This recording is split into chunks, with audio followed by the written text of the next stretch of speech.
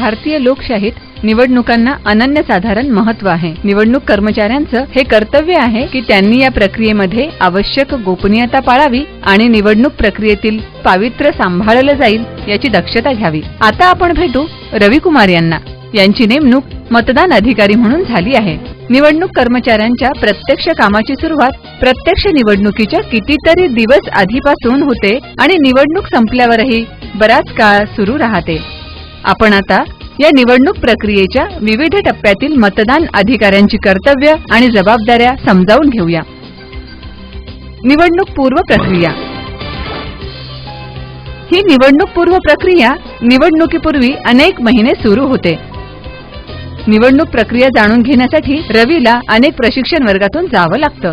त्याला निवडणूक कायदे, नियम, पद्धती जाणून घ्याव्या लागतात। निवडणूक सेवेत असताना त्याला आपला मतदानाचा हक्कही समजतो। हे सर्व जाणून घेण्यासाठी अनेक प्रशिक्षण सत्रांना त्याला उपस्थित राहावं लागतं। त्याला समजलं की प्रत्येक निवडणूक सत्रात एक केंद्राध्यक्ष आणि 3 मतदान अधिकारी असतात। त्याला या संदर्भातली प्रत्येक पत्रकं आणि पुस्तकं वाचावी लागतात। आता आपण बघूया पोलिंग पार्टीला रवाना करणं, निवडणूक साहित्य जमा करणं आणि मतदान यंत्र याबद्दलची माहिती। किमान 1 दिवस आधी सर्व मतदान साहित्य ताब्यात घ्यावं।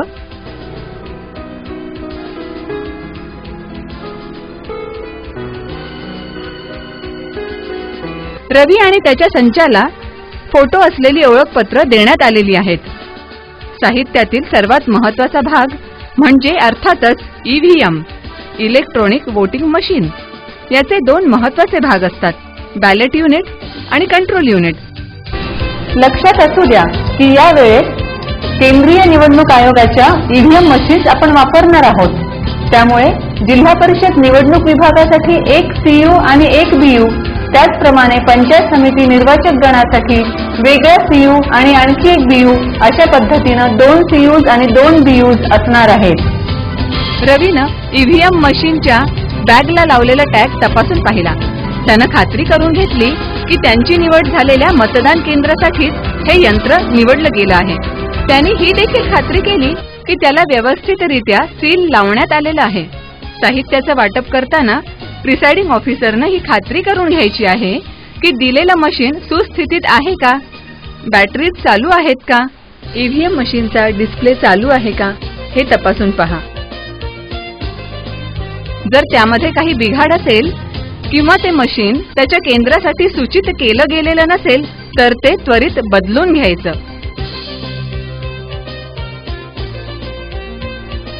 प्रत्येक अधिकाऱ्यानं ईव्हीएम मशीन कसं हाताळावं याची माहिती प्राप्त करून घेणं अतिशय आवश्यक आहे। ईव्हीएमची काळजी। अवाजवी दाब टाकू नका। ईव्हीएम मशीनचं लॅच व्यवस्थित आहे का हे तपासून पहा। हीटर किंवा उष्ण वस्तूंपासून ईव्हीएम दूर ठेवा। सीलिंग करताना लाख मशीनवर पडणार नाही याची काळजी घ्या। कंट्रोल युनिट मधून बॅटरीज कधीही काढू नका। कंट्रोल युनिटचं पेपर सील मतदान गणना टेबलवर आणेपर्यंत काढू नका। केबल कनेक्शन विरुद्ध दिशेला ओढू नका। जोडणी करायच्या केबलला त्याच्या माथ्यावर असलेलं स्प्रिंग टाइप क्लिप दाबल्याशिवाय ओढू नका। मतदार यादी। जिल्हा परिषद आणि पंचायत समितीसाठी एकच मतदार यादी असणार आहे। ही प्रत्येक पीआरओला आणि त्यांच्या संचासाठी अत्यंत महत्त्वाचा दस्तावेज आहे। रवीला सुद्धा याच्या 3 प्रती देण्यात आल्या आहेत। आता मार्क्ड मतदार याद्या असं यालाच म्हणतात, कारण या यादीमध्ये पीबी मतदार स्पष्टपणे निर्देशित केलेले असतात।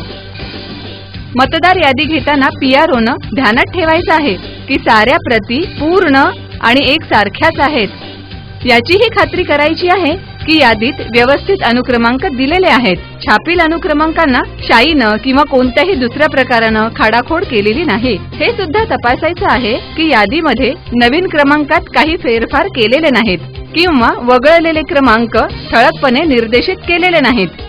खात्री करायची आहे तर सदरील प्रतीमध्ये आरओ किंवा एआरओ यांची स्वाक्षरी विहित नमुन्यातील प्रमाणपत्र सुद्धा आहे। इतर साहित्य। रवीनं इतर साहित्यामध्ये प्रदत्त मतपत्रिका 20 प्रती घेतल्या आहेत आणि खात्री केली आहे की या त्याच मतदान केंद्रासाठी आहेत. त्याच्याकडील साहित्यामध्ये उमेदवारांच्या प्रतिनिधींच्या नमुना स्वाक्षरीची छायांकित प्रत असल्याची देखील त्यानं खात्री केली आहे. याशिवायही निवडणुकीसाठी लागणारे अनेक प्रकारचे साहित्य त्याला आता घ्यायचं आहे.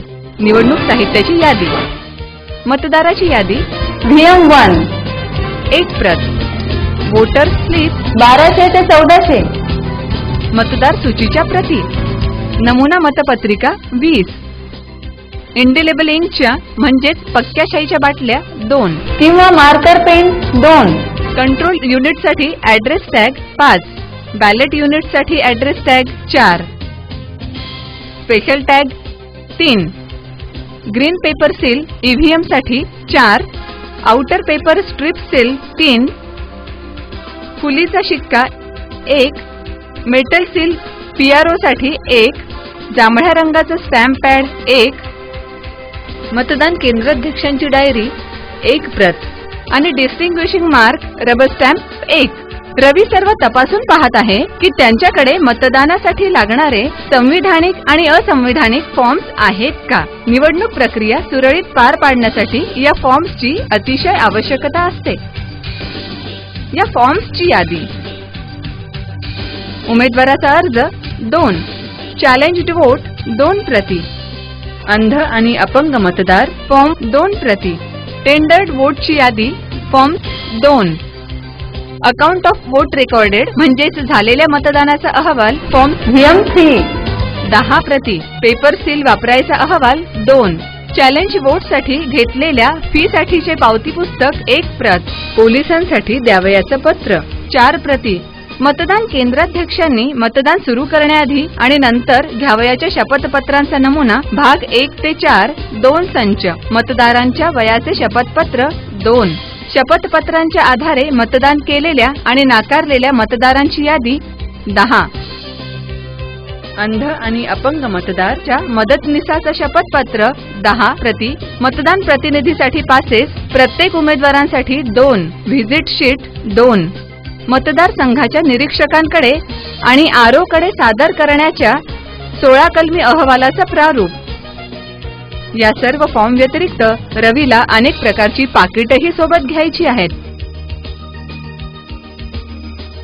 पाकिटांची यादी: वैधानिक कागदपत्रांसाठी छोटी पाकिटं 1, प्रमाणित मतदार सूचीसाठी 1 प्रत, मतदार सूचीच्या इतर प्रतींसाठी 1, नमुना मतपत्रिका आणि मतदार सूचीसाठी 1, मतदान केंद्राध्यक्षांनी मतदान सुरू करण्यापूर्वी आणि नंतर करावयाच्या शपथपत्रांसाठी 1 प्रत, झालेल्या मतदानाच्या अहवालासाठी 1, चॅलेंज वोटच्या अहवालासाठी 1, न वापरलेल्या आणि खराब पेपर सीलसाठी 1, मतदान प्रतिनिधींच्या नियुक्तीसाठी पत्र 1, अंध आणि असहाय्य मतदारांची यादी 1, मतदान केंद्राध्यक्षांची डायरी 1, मतदान केंद्र सेवा कर्तव्याचे प्रमाणपत्र 1, जमा आणि जप्त केलेल्या रकमेच्या पावत्यांसाठी 1, सहचराचं प्रमाणपत्र 1, इतर वापरासाठी छोटी पाकिटं 1,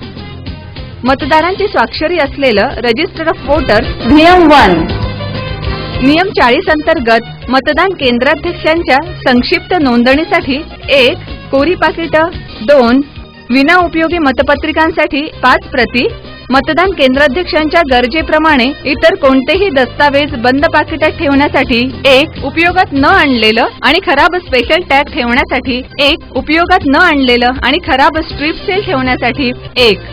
याचबरोबर अनेक प्रकारचे स्टेशनरी साहित्य सोबत घ्यायचं आहे.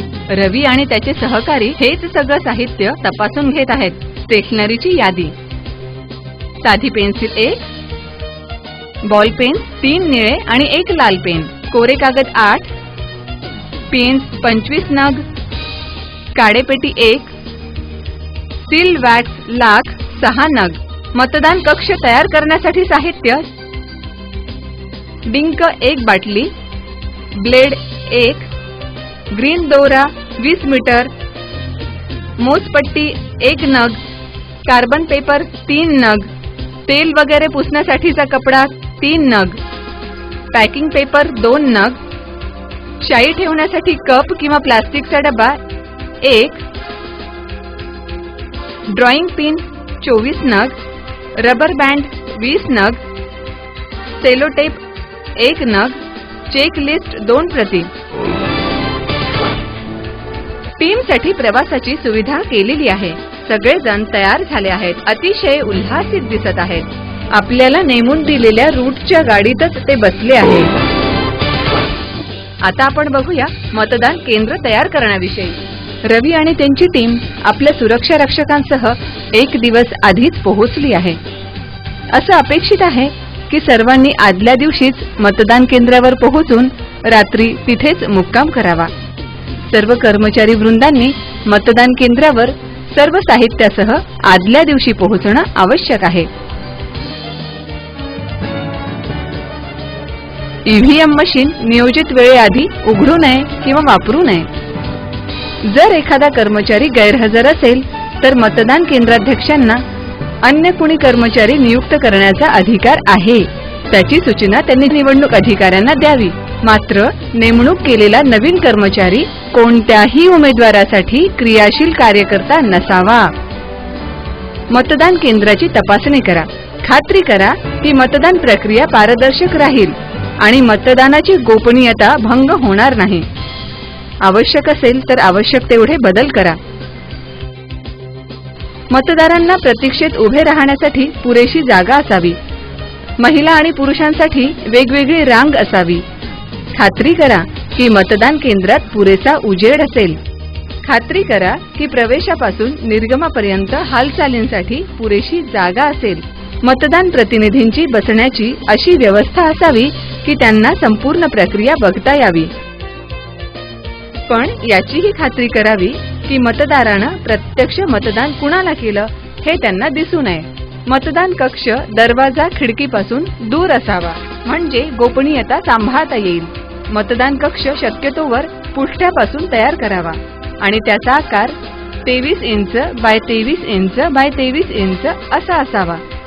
जुना वापर केलेला पुठ्ठा सुस्थितीत असेल तर त्याचाही मतदान कक्षासाठी वापर करता येईल. हेही लक्षात ठेवा, यावेळेस कंपार्टमेंटमध्ये 2 बॅलेट युनिट्स असणार आहेत.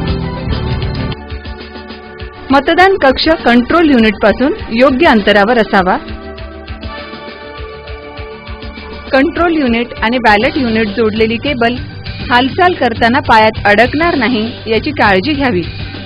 संपूर्ण केबल दृष्टीपथात असावी. मतदान केंद्राचा नमुना आराखडा असा असावा. मतदान केंद्रातील राजकीय नेत्यांचे किंवा राजकीय पक्षाशी संबंधित असलेले छायाचित्र, सिम्बॉल किंवा घोषणा या सर्वच बाबी काढून टाकाव्यात. मतदान केंद्रात स्वयंपाक किंवा अग्निसदृश्य क्रिया करू नयेत.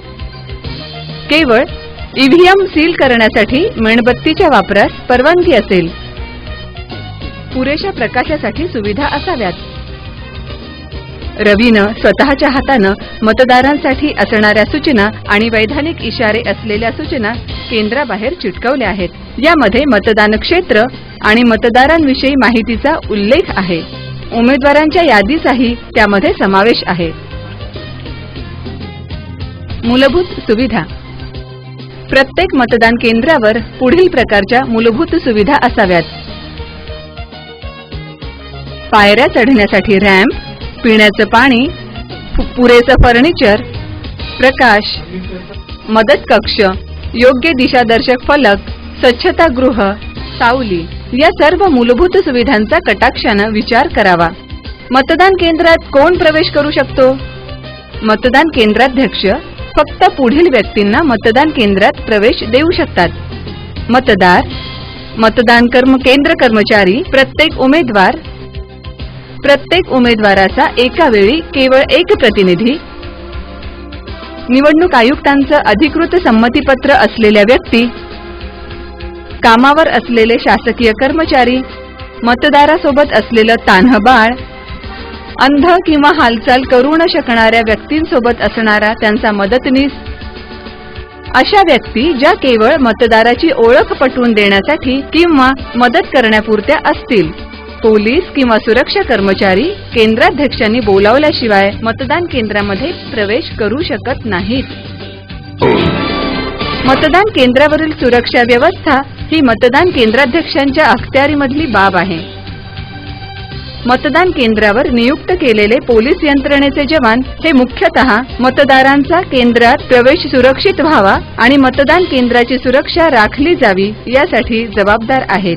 जर मतदान केंद्राध्यक्षांना आवश्यकता असेल तरच ते मतदान केंद्रात प्रवेश करू शकतात. मतदानाची प्रक्रिया सुरू होण्याच्या विहित काळापूर्वी सुरक्षा यंत्रणेच्या जवानांनी उपस्थित राहायचं आहे. पोलीसच्या यंत्रणेचे जवान मतदान केंद्राच्या दरवाजाजवळ उभे राहतील आणि आतील हालचालींवर लक्ष ठेवतील आणि अगोदर सांगितल्याप्रमाणे मतदान केंद्रात कोणत्याही परिस्थितीमध्ये प्रवेश करणार नाहीत.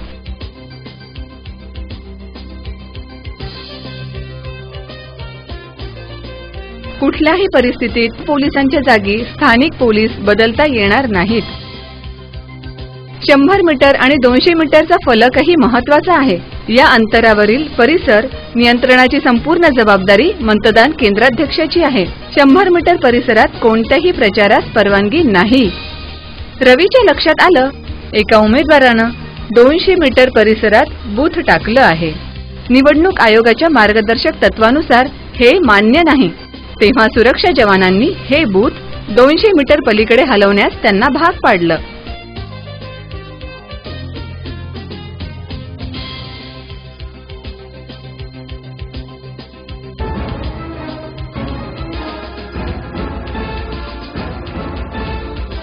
अभिरूप मतदान म्हणजेच मॉक पोल कसं करावं? रवी आता सर्व पोलिंग एजंट्सचे नियुक्तीपत्र आणि नमुना सह्या तपासून पाहत आहे. रवी मुख्य मतदान प्रक्रियेच्या पूर्वी 1 तास आधी अभिरूप मतदान म्हणजेच मॉक पोल करून पाहत आहे. मतं टाकून पाहिली जातील. जर पोलिंग एजंट उपस्थित नसतील तर त्यांची 20 मिनिटं प्रतीक्षा करावी. नंतर मतदान केंद्राध्यक्ष सूक्ष्म निरीक्षकांच्या अथवा परिसर निरीक्षकांच्या समोर अभिरूप मतदान करतील. जर मध्येच पोलिंग एजंट्सचं आगमन झालं तरीही मॉक पोल मध्येच थांबवलं जाणार नाही किंवा पुन्हा पहिल्यापासून सुरूही केलं जाणार नाही. मॉक पोल हे आवश्यक मानलं जातं आणि त्याला मतदान केंद्राध्यक्षांनी प्रमाणित करायचं आहे. हे सुरू असताना कंट्रोल युनिटचा डिस्प्ले आणि बॅटरी लेवल तपासून पाहायची आहे. मॉक पोल सुरू करण्यापूर्वी प्रथम क्लिअर बटन दाबा, नंतर टोटल बटन दाबा. ही खात्री करून घ्या की मॉक पोल सुरू करण्यापूर्वी कोणतंही मतदान झालेलं नाही. आता प्रत्येक उमेदवारासमोरील बटन दाबून मतदान करा. NOTA नोटा या पर्यायासमोरही मतदान करा. प्रत्येक उमेदवारासमोर जवळपास समान संख्येमध्येच मतदान करा. आता क्लोज बटन दाबा, नंतर बॅलट बटन दाबून खात्री करा की क्लोज बटन दाबल्यानंतर मतदान करणं शक्य नाही. आता रिझल्ट बटन दाबा आणि पोलिंग एजंटला उमेदवार निहाय झालेलं मतदान दाखवा.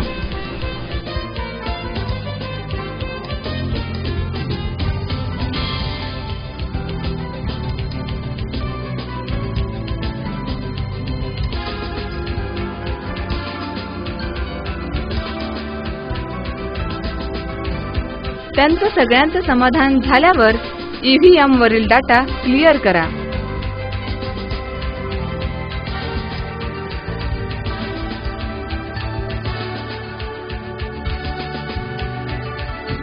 मॉक पोलचं प्रमाणपत्र तयार करा आणि त्यावर पोलिंग एजंट्सची आणि असल्यास निरीक्षकांची स्वाक्षरी घ्या. कंट्रोल युनिट व्यवस्थित काम करीत आहे याची खात्री करा. त्याला व्यवस्थितपणे सील आणि टॅग करण्याची जबाबदारी मतदान केंद्राध्यक्षांची आहे. बॅलट युनिट ROच्या स्तरावरच सील केलेलं आहे. मॉक पोलचा रेकॉर्ड संपूर्ण क्लिअर करण्याचं विसरू नका आणि त्याचा स्पष्ट उल्लेख मॉक पोल सर्टिफिकेटवर अवश्य करा. मॉक पोल डाटा क्लिअर केल्यानंतर कंट्रोल युनिट प्रमाणित सील आणि टॅग करून प्रत्यक्ष मतदानासाठी तयार करा.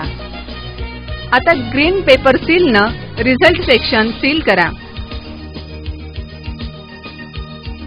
त्याला बंद करा, सील करा ग्रीन पेपर सीलचा खालचा भाग नीट ठेवा.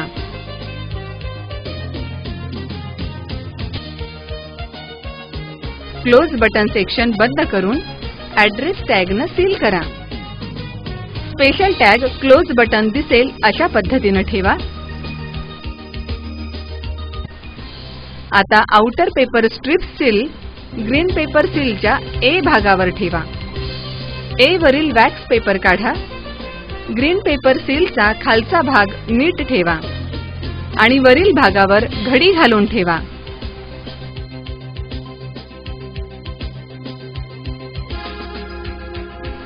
आता डिंक असलेला सी भाग वर दिसेल. सी वरील वॅक्स पेपर काढा. आता ग्रीन पेपरचे दोन्ही भाग सी वर ठेवा. ग्रीन पेपर सीलला सीयू ला डावीकडून फिरवत गुंडाळा आणि क्लोज बटन खिडकीला वेढा आणि स्ट्रिपचा भाग उजव्या बाजूनं वर येऊ द्या.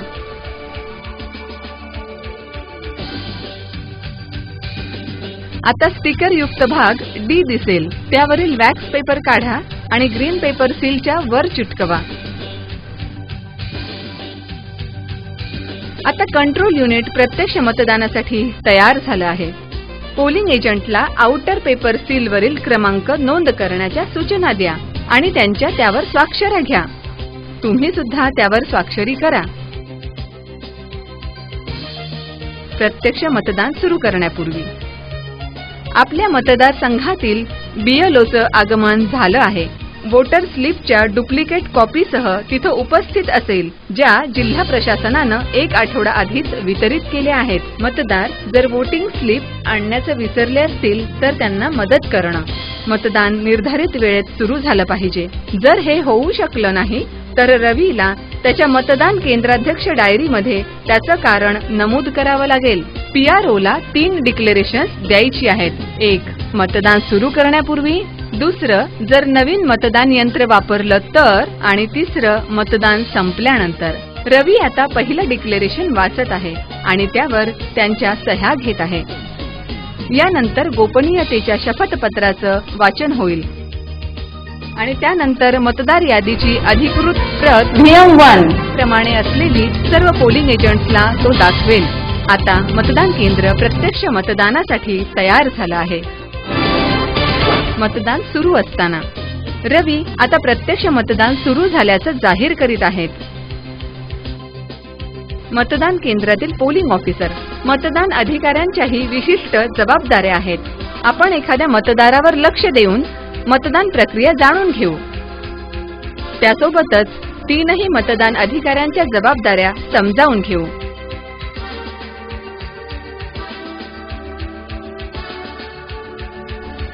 पहिला मतदान अधिकारी. या पहिल्या मतदान अधिकाऱ्याकडे मतदार यादी असेल. त्यांना मतदाराची ओळख पडताळणी करायची आहे. दुसरा मतदान अधिकारी पक्क्या शाईची निशाणी तो बोटाला लावण्याचं काम करेल. मतदार क्रमांकाची नोंदणी करणं. नियम 1 प्रमाणे मतदार यादीतील क्रमांकांची मतदानाप्रमाणे नोंद ठेवणं. वोटर स्लिप देणं ही सुद्धा कामं दुसरा मतदान अधिकारी करणार आहे. तिसरा मतदान अधिकारी वोटर स्लिप जमा करून व्यवस्थित ठेवणं. बोटावरील शाईची निशाणी तपासणं. कंट्रोल युनिटवरील बॅलेट बटन दाबून मतदारास मतदानाची परवानगी देणं. वोटर स्लिप जमा करून पंचायत समिती आणि जिल्हा परिषद निहाय वेगवेगळ्या ठेवा. मतदान चालू असताना प्रवेश प्रक्रिया नियंत्रित करणं गरजेचं असतं. अपंग, वरिष्ठ नागरिक आणि तान्ह्या बाळासह महिला यांना इतरांपेक्षा प्राधान्य दिलं जावं. मूक बधिर मतदारांची वेगळी काळजी घ्यावी. रवी आणि त्यांच्या टीमला मतदान कक्षात केवळ बॅलेट युनिट व्यवस्थित काम करत नसेल तेव्हाच जाण्याची परवानगी आहे. मतदानास जर एखाद्या मतदारानं नकार दिला किंवा बॅलेटचं बटन दिल्यानंतरही केंद्राध्यक्षानं स्वतःच त्या मतदाराला मतदान करण्यापासून प्रतिबंध केल्यास किंवा एकच मतदान करून तो निघून जाऊ लागला असल्यास केंद्राध्यक्षानं काय करायचं आहे? अशा वेळी मतदान प्रतिनिधींच्या निदर्शनास जी घटना घडली आहे ती त्यांना आणून द्यायची आहे. त्यासोबतच या मतदान प्रतिनिधींना घेऊन मतदान कक्षामध्ये प्रवेश करायचा आहे. अगोदर कोणत्या उमेदवाराला मतदान केलं हे दिसू नये याच्यासाठी त्यावर पुठ्ठा टाकायचा आणि त्यानंतर सर्वांच्या समक्ष नोटा हे बटन दाबून तेवढ्या पुरतं ते मतदान करून घ्यायचं आहे. जर मतदान केंद्राध्यक्षांना असं वाटलं की एखादा मतदार काहीतरी गडबड करीत आहे किंवा अपेक्षेपेक्षा अधिक काळ तो मतदान कक्षामध्ये घेत आहे, तर मतदान केंद्राध्यक्ष सर्व पोलिंग एजंट्सच्या समक्ष तिथे प्रवेश करेल.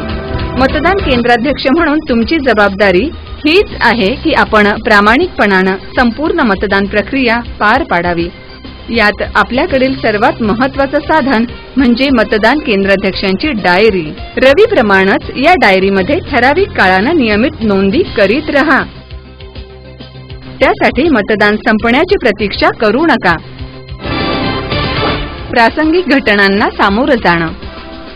मतदान सुरू असताना काही घटना घडू शकतात. चॅलेंज्ड वोट, मतदानाला आव्हान.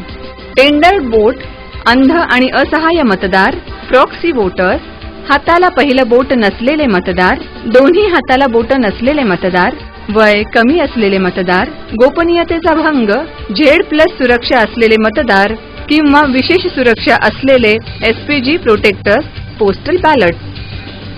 आपण अशा प्रसंगांची माहिती घेऊया. Challenged votes. प्रथम जाणून घेऊ, जर मतदाराच्या ओळखीला आव्हान केलेलं असेल तर काय करायचं. जर मतदाराची ओळख पडताळणी झाली असेल तर मतदार यादीतील नावातील फरक, लिंगभेद, वय, पत्ता, नोंदवलेलं नातं याकडे दुर्लक्ष करा.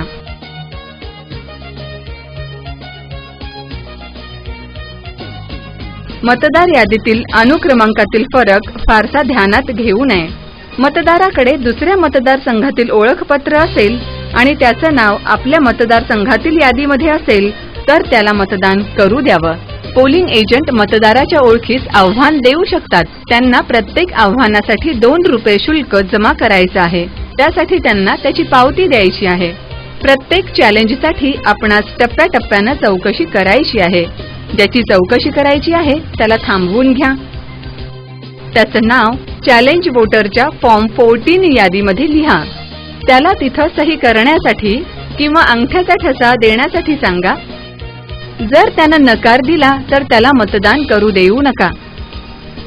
आव्हानकर्त्याला पुरेसा पुरावा सादर करायला सांगा. जर तो प्रथमदर्शनी पुरावा सादर करू शकला नाही तर ते आव्हान बाद ठरवा. जर आव्हानकर्त्यानं पुरावा सादर केला तर मतदाराला त्या आव्हानाला प्रत्युत्तर द्यायला सांगा. जर मतदारानं त्याची ओळख पटवून दिली तर त्याला मतदान करू द्या. जर नाही तर त्याला पोलिसांच्या हवाली करा.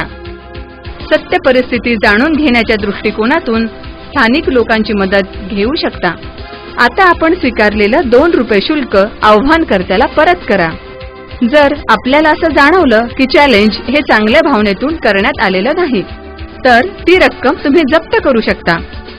मतदान केंद्राध्यक्षांना अशा प्रकारच्या चॅलेंज वोटर्सची यादी तयार करायची असते. Tendered vote. ज्या मतदारांची ओळख कागदपत्रांची पडताळणी करून झाली अशा प्रकारच्या मतदारांसाठी टेंडर वोटिंग आहे. इथं यांच्या नावावर आधीच कोणीतरी मतदान केलेलं असतं. आपणाकडे यासाठी 20 मतपत्रिकांचा संच देण्यात आला आहे. त्यांच्याकडे मतपत्रिका देण्यापूर्वी त्याच्या पाठमोऱ्या भागात लिहा टेंडर बॅलट पेपर. जर असे शिक्के मारलेले पेपर तिथे नसले तर फॉर्म 17B मध्ये मतदारांची ओळख पटवून देण्यासाठी मतदारांची स्वाक्षरी किंवा अंगठ्याचा ठसा घेऊन सर्व बोगस मतदारांची यादी तयार करा.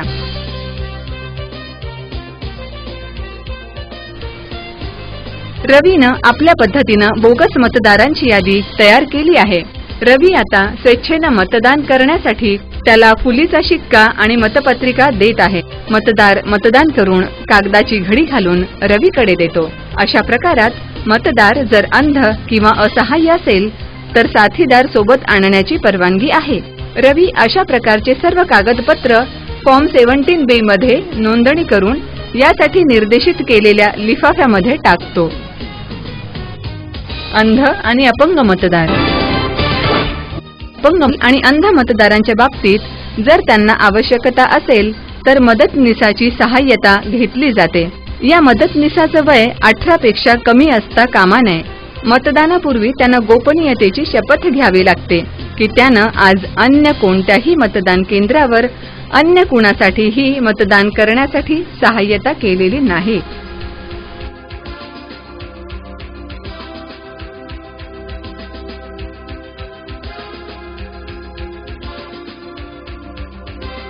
रवीची जबाबदारी ही की त्यानं अशा सर्व बाबतीमध्ये फॉर्म 14A मध्ये नोंद करायची आहे. आणि हो, मतदान केंद्रातील कुणीही कर्मचारी अशा मतदानामध्ये सहभागी होऊ शकत नाही. अपंग मतदारानं स्वाक्षरी करावी. सही करण्यास तो असमर्थ असेल तर त्यानं त्याची अंगठ्याची निशाणी वापरावी. जो दुर्बल आपले हात वापरू शकत नाही अशांच्या मदतीसाठी सहीचा अंगठा वापरावा.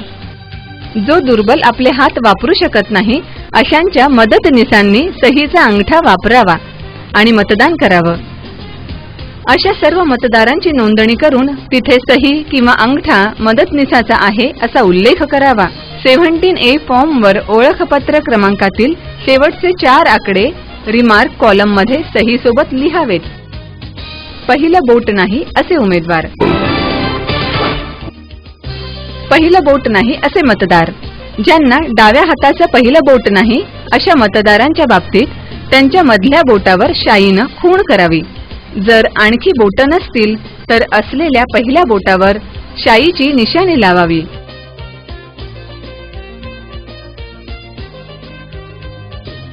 जर डाव्या हाताला बोटच नसतील तर शाई उजव्या हाताच्या पहिल्या बोटाला लावावी. जर डाव्या हाताला पहिलं बोट नसेल तर जे पहिलं आहे त्या बोटाला शाईची निशाणी करावी. अगदीच अपवादात्मक परिस्थितीत एकही बोट नसणारा मतदार असेल तर त्याच्या असलेल्या मनगटावर शाई लावावी.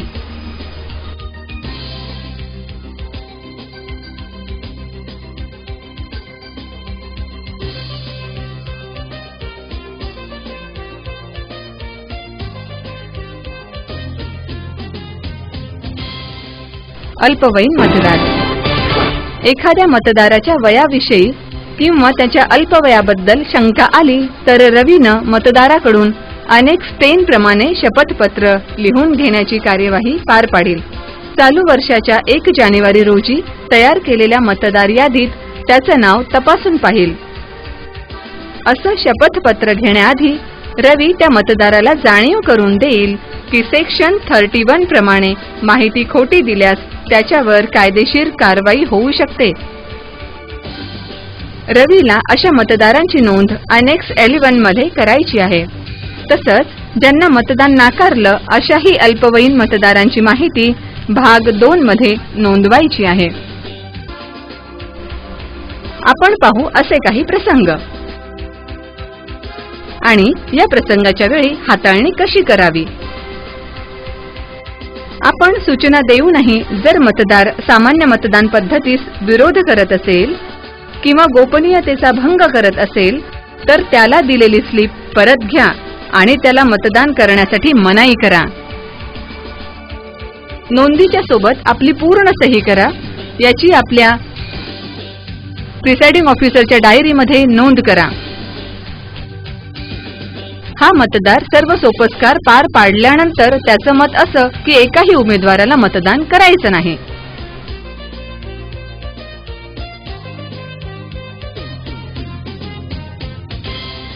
रवी त्यांना मार्गदर्शन करतो की NOTA ऑप्शनचा स्वीकार करावा जर त्याला कोणत्याही उमेदवाराला मतदान करायचं नसेल तर.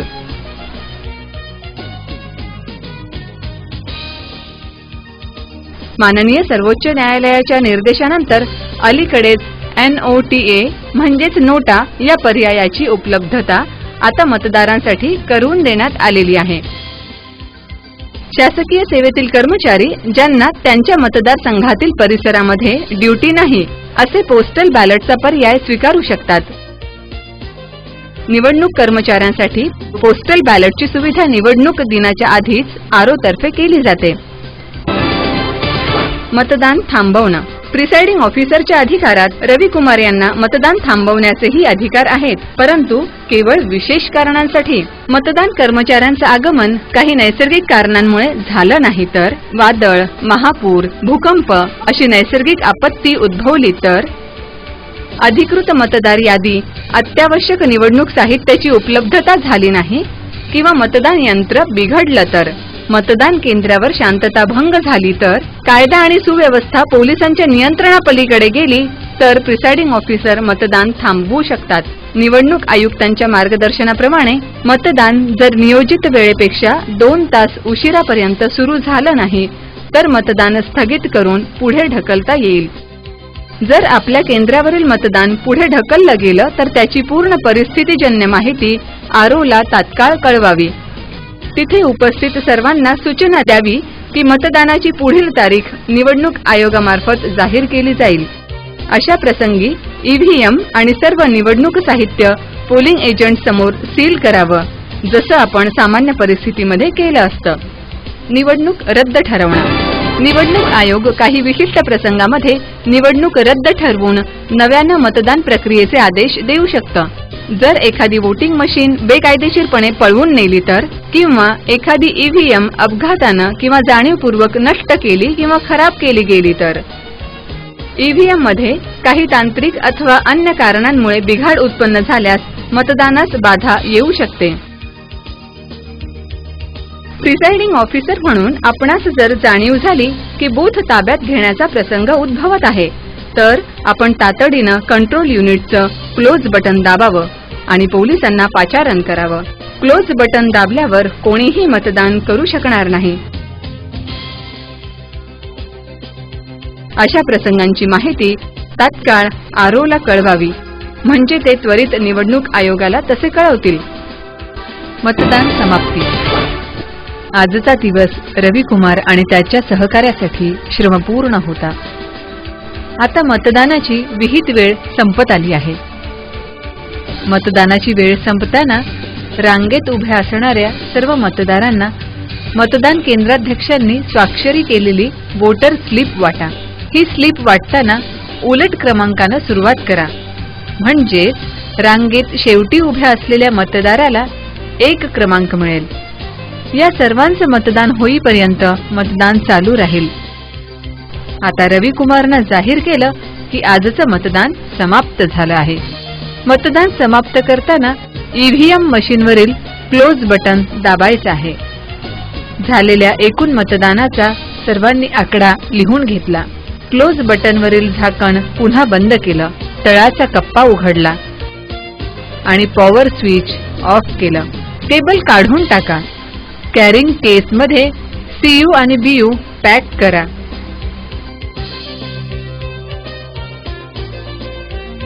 केसेसला सील लावा आणि तिथे ऍड्रेस टॅग लावा.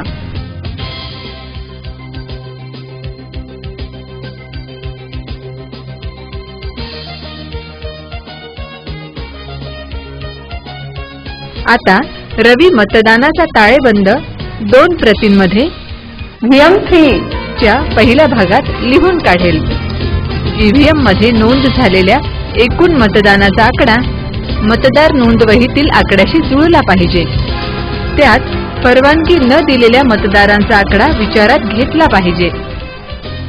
अत्यंत काळजीपूर्वक बघा की फॉर्म VM3 टोटल नंबर आणि आपणास दिलेले आणि वापरलेले ग्रीन पेपर सील यांचा हिशोब जुळला पाहिजे. ग्रीन पेपर सील वरील नोंदींची पूर्ण काळजी घ्या.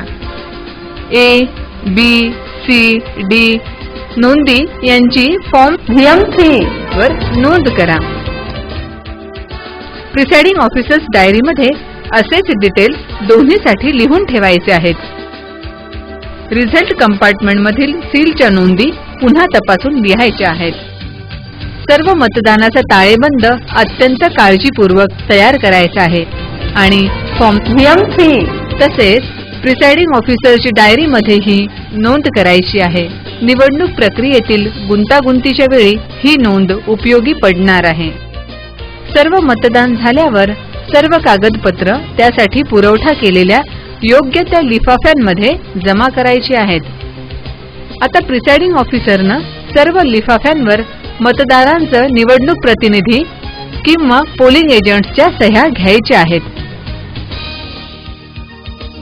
मतदार यादीची प्रत, रजिस्टर ऑफ वोटर्स एक प्रत, फॉर्म VM1, वोटर स्लिप्स, वापरलेले टेंडर बॅलेट पेपर आणि टेंडर वोट्सची यादी VM2, प्रमाणे, न वापरलेले टेंडर बॅलेट पेपर्स, आव्हान दिलेल्या मतांची यादी, न वापरलेले आणि खराब पेपर सील असल्यास, पोलिंग एजंट्सचे नियुक्तीपत्र, मतदान केंद्राध्यक्षांच्या दृष्टीनं सील्ड पॅकेटमध्ये ठेवायचं अन्न दस्तऐवज, पुढील पाकिटं ईव्हीएम मशीन सोबत कलेक्शन सेंटरमध्ये जमा करावीत. झालेल्या मतदानाचा गोषवारा आणि पेपर सील, फॉर्म VM3, मतदान सुरू करण्यापूर्वी, दरम्यान आणि नंतर सादर केलेले मतदान केंद्राध्यक्षांचे शपथपत्र, मतदान केंद्राध्यक्षांची डायरी, व्हिजिट शीट आणि ऑब्झर्व्हर आणि आरओ यांचा रिपोर्ट. या व्यतिरिक्त अन्य काही पाकिटं तयार करायची आहेत. पहिल्या पाकिटावर शीर्षक असेल संवैधानिक पाकिटं, दुसऱ्या पाकिटावर शीर्षक असेल असंवैधानिक पाकिट, तिसरं पाकिट इतर वस्तूंचं असेल आणि बाकी सर्व शिल्लक वस्तू चौथ्या पाकिटामध्ये असतील. प्रिसाइडिंग ऑफिसरला वाटणारे महत्त्वाचे कागद वेगळ्या पाकिटामध्ये बंद करावेत. मतदान साहित्य पॅक करताना पुढील काळजी घ्यायची आहे. संवैधानिक शीर्षक असलेल्या पाकिटातील टाकलेले सर्व 5ही लिफाफे सील असावेत. कलेक्शन सेंटरवर ही पाकिटं तपासली जाणार आहेत हे लक्षात ठेवावं. ध्यानात ठेवा, आधी मतदान यंत्रासोबत सादर करण्याचे 4 पाकिटं तयार करा.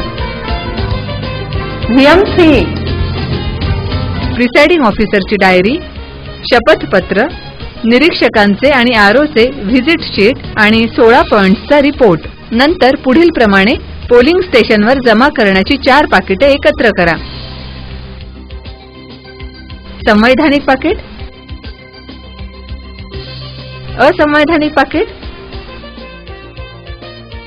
हँडबुक आणि इतर साहित्य आणि इतर साहित्यांचं पाकिट.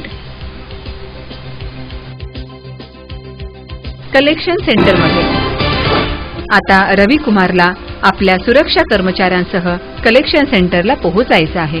ईव्हीएम आणि इतर साहित्य कोणताही विलंब न करता जमा करायचं आहे.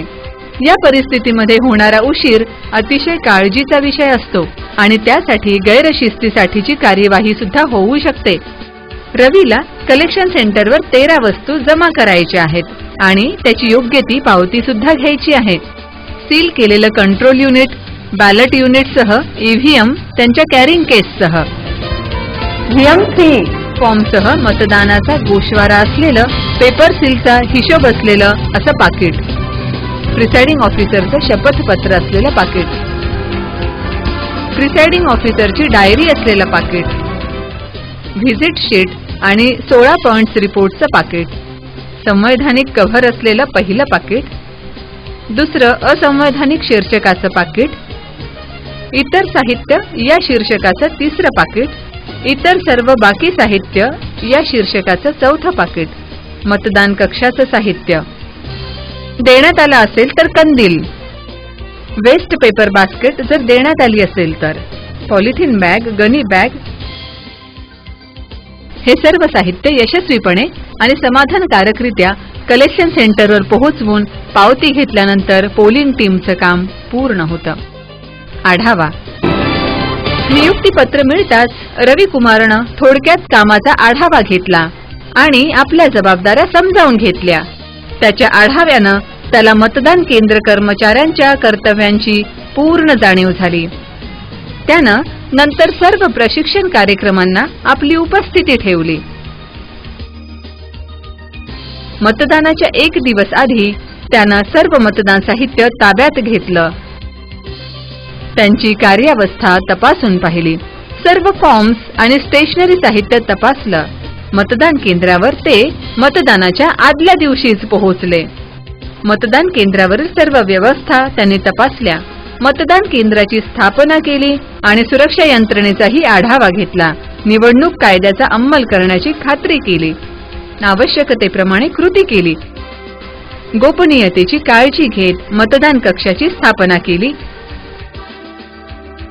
मॉक पोल करून त्याचे समाधानकारक प्रात्यक्षिक निकाल पोलिंग एजंट्सना दाखवले.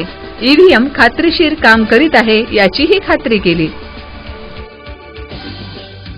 मतदान चालू असताना अंध व्यक्ती माता भगिनींची काळजी घेतली.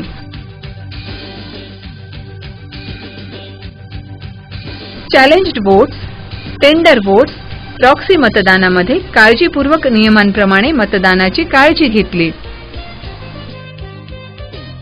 नैसर्गिक आणि मानवनिर्मित आपत्तीमध्ये प्रिसाइडिंग ऑफिसरला मतदान स्थगित करण्याचे अधिकार आहेत. बूथ कॅप्चरिंग प्रसंगी ईव्हीएमचं सील बंद करून क्लोज बटन दाबलं. जर निवडणूक आयोगानं पुनर्मतदान जाहीर केलं तर होणारं मतदान पूर्वीप्रमाणेच विनातंटा होईल याची काळजी घेतली. मतदान संपल्यावर सर्व सामानाचं व्यवस्थित पॅकिंग केलं. सर्व कागदपत्र पूर्वसूचनेप्रमाणे बंद पाकिटामध्ये घातले. प्रिसाइडिंग ऑफिसरची डायरी नेहमीच अद्ययावत ठेवली. सर्व साहित्य रिसिव्हिंग सेंटरवर विनाविलंब सादर केलं. हे नेहमी ध्यानात ठेवा. वेळेवर मॉक पोल. सर्व मतदार प्रतिनिधींसमोर झालेल्या मॉक पोलच्या यशस्वीतेनंतर आपल्या सहीनं मॉक पोल सर्टिफिकेट तयार करा. क्लोज बटन तेव्हाच दाबा जेव्हा ते वापरणं अत्यावश्यक आहे. कंट्रोल युनिट, बॅलेट युनिट यांचं सील, टॅगचे क्रमांक, इतर साहित्य काळजीपूर्वक तपासून नोंदवा आणि प्रिसाइडिंग ऑफिसर डायरीमध्ये त्याची नोंद घ्या. 17C फॉर्म भरतीशय सावधगिरीनं तपासा.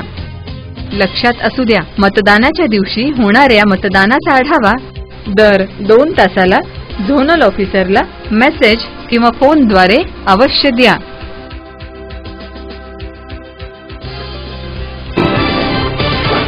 निवडणुकांनी जनतेला शक्ती मिळते.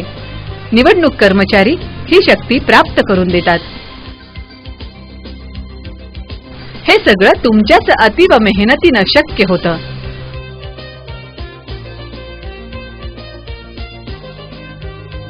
म्हणून केवळ करायचं म्हणून काम करू नका. आपल्या कर्तव्याचा अभिमान सांभाळत काम करा. नमस्कार, मी अंजली धानोरकर, उपजिल्हाधिकारी तथा निवडणूक निर्णय अधिकारी खुलताबाद, जिल्हा औरंगाबाद. राज्य निवडणूक आयोगानं दिलेल्या सूचनांनुसार निर्भय, निपक्षपाती आणि पारदर्शी वातावरणात आपण सर्व प्रक्रिया पार पाडाल याच्याबद्दल मला पूर्ण विश्वास आहे. आपल्या निवडणूक कार्यासाठी अगदी मनापासून शुभेच्छा.